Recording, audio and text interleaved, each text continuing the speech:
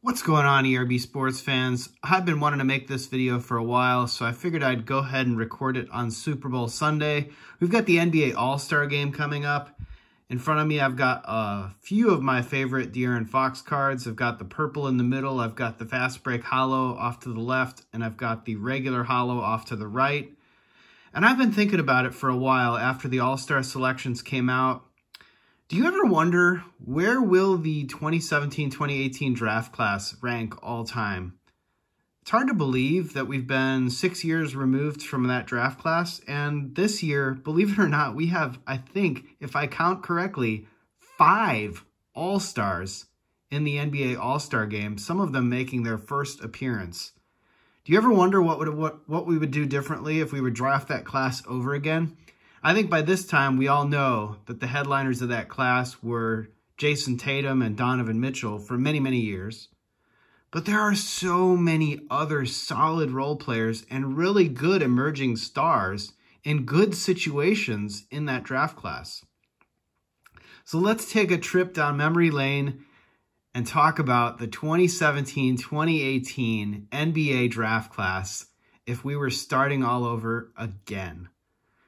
Remember, the first pick that year was none other than Markelle Fultz. I believe he was a freshman out of the University of Washington. Got hurt early in his rookie year, never really recovered, but believe it or not, he's still a solid role player for the Orlando Magic. Coming into his own, he's not ever probably going to be a superstar, but he's a solid role player that if he stays healthy the rest of his career, he's still very young. And I do believe he has a place in the NBA. Drafted second was none other than the hype machine himself. Jeff Wilson hyped this guy to no end. Gosh, Jeff, if I could only just tell you, the guy in front of me is way better than the guy that you hyped several years ago. And the guy that was drafted number 2 was none other than Lonzo Ball. Boy, does that seem like a century ago, doesn't it? Lonzo Ball, hyped to no end when he was drafted by the Lakers, number 2 overall, traded to the New Orleans Pelicans and part of the Anthony Davis deal. Then he ended up on Chicago, and he's just kind of been riddled with injury and in and out of the lineup ever since. I don't think Lonzo Ball will ever be a star in this league. I think the hype machine is over, and I think the stars of that class, we're going to get to them in a bit. But yeah. Who would have thought that Lonzo Ball, drafted number 2, would not be an all-star in the 5 all-stars that made the all-star game this year? So now we're getting into the meat of it, and there's some whiffs in here as well. But there's a few really good role players that I'm going to go through. I'm not going to go through every pick, but I'm just going to kind of pick and choose those that I think would be worth noting.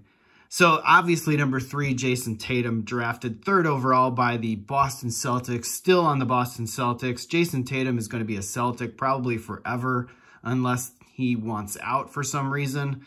Jason Tatum, 24 years old, already made it to the NBA Finals, multiple All-Star games. The guy's an absolute stud.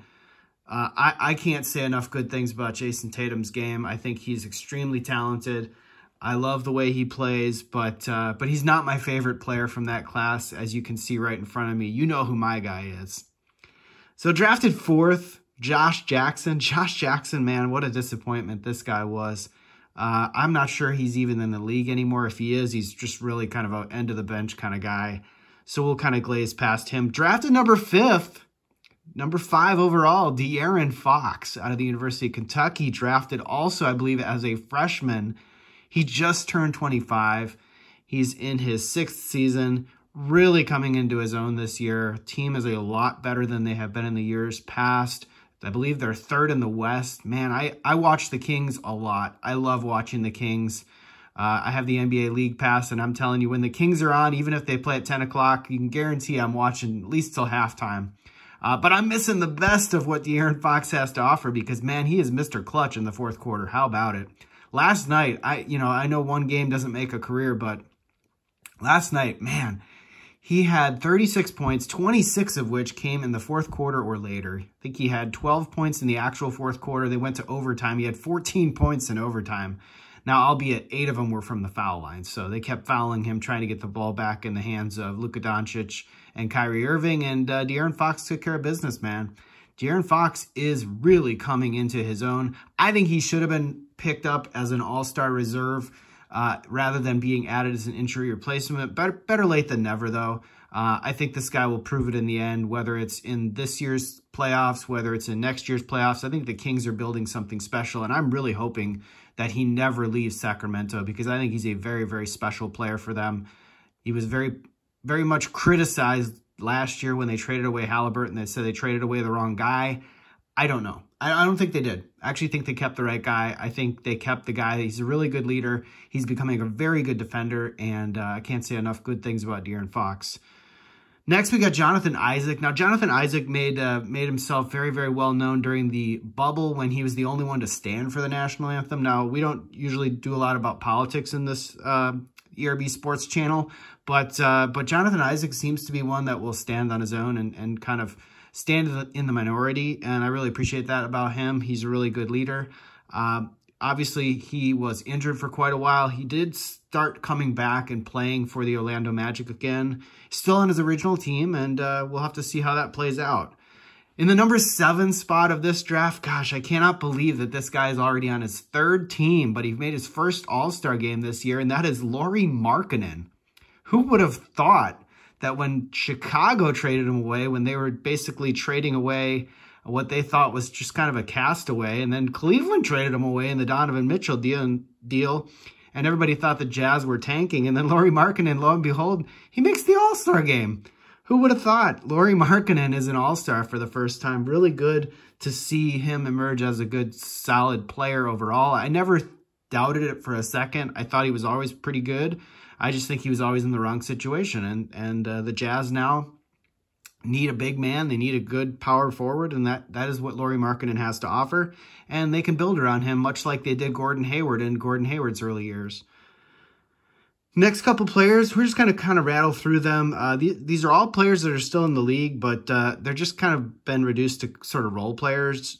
Frank Ntilikina, Dennis Smith Jr., and Zach Collins. Now, I don't think any of them are on their original team. I think they've all been on at least 2 or 3 teams by now. Frank Ntilikina, I believe he's on the Dallas Mavericks. I think DSJ is now on the Charlotte Hornets, and Zach Collins is now on the Spurs. So I'm not sure any of those guys will be stars, but that's definitely good to see them in the league at least 6 years removed from their draft.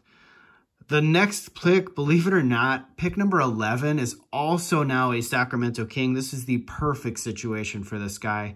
I don't think he'll ever be a superstar in this league, but he will be a solid 6th man in this league, and that is Malik Monk, who is De'Aaron Fox's teammate. He was also teammates with him at Kentucky. These guys play so well together. The chemistry that they have, the way that they just seem to have fun every night, it's amazing to watch. I love watching Kings basketball with Malik Monk coming off the bench. I can't say enough good things about Malik Monk. Really, really special player. Good to see him in a really good situation finally, and hopefully he can stay with that team going forward. Next, in between Malik Monk and the next 2 kind of all-stars, we've got Luke Kennard. Luke Kennard, I believe, is just kind of a role player. Last I heard, I think he was on the LA Clippers. I don't know where he is now. I don't really keep tabs on him. Probably should have researched it before I made this video, but honestly, I don't have much to say about Luke Kennard. He's just a role player. The next 2 guys, also all-stars, and the other one that I'm going to mention first is the guy that many people would say along with Jason Tatum is the top of this class, that being Donovan Mitchell. Now, Donovan Mitchell's also on his 2nd team, traded from the Jazz over to the Cleveland Cavaliers this offseason.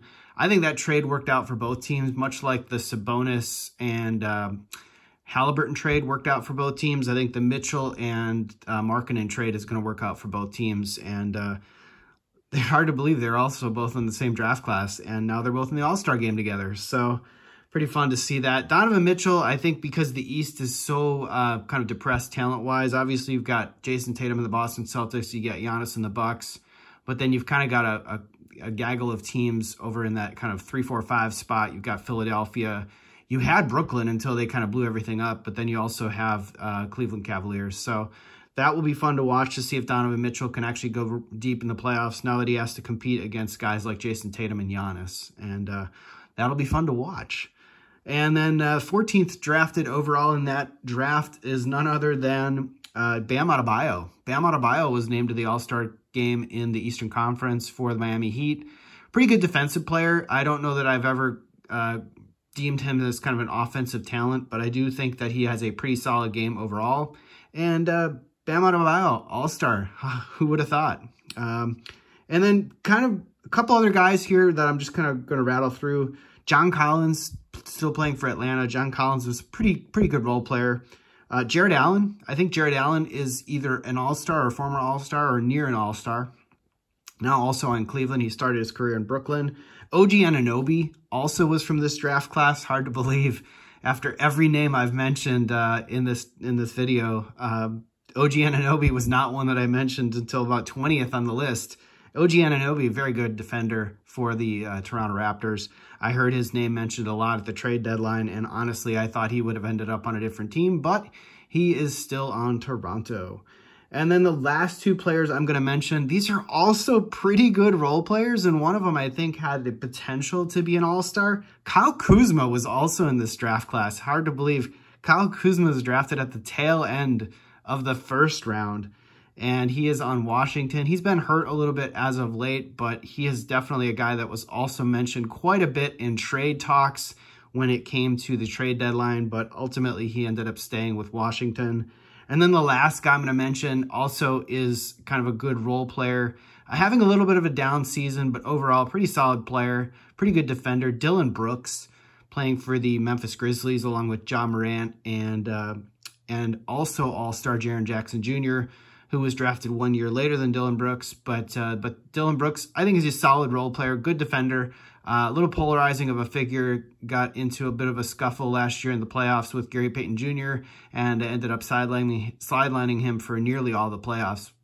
Nobody wants to say that a player is a dirty player, but Dillon Brooks is obviously a very polarizing player. So let's go ahead and quickly recap where we're at with 2017-2018 NBA draft class. This draft is very deep. Honestly, this is a very, very deep class. I think you got to put Tatum as number 1. So we'll go Tatum number 1. We'll go Mitchell number 2. I'm going to put Fox number 3. Although I think Fox has the perfect situation right now for him with a very good coach and a really good tandem between he and Sabonis. I think you got to put Lauri Markkanen and Bam Adebayo in a very, very close kind of 4th and 5th. And then other guys from this draft class that I think really are solid players in this league. Jared Allen, OG Anunoby, Kyle Kuzma. That's 8 guys from this draft class that I think have potential to make all-star games in the future. I would love to see some of these guys win multiple championships out of this draft class. It's going to be one of the most fun, exciting draft classes to watch when they get kind of around that 10 to 12 year range from their draft class. So give it a couple years and see who from this draft class ultimately is on a team that goes very, very deep in the playoffs. But anyway, guys, I will leave it there. I wanted to make this real kind of quick video, although we're about 13 minutes in. Just give you guys a trip down memory lane. The 2017-2018 draft class. Is this draft class not going to be one of the most talented, deep draft classes when we look back on it of recent memory? It is certainly fun to watch these guys every single night as they are coming into their prime. And go De'Aaron Fox in the All-Star game. Go De'Aaron Fox in the playoffs. Man, I hope this guy has a very, very good season. One of the most clutch players in the NBA and really fun to watch. So thanks again for watching, everybody. Take care. Enjoy the Super Bowl, and I will see you in the next video.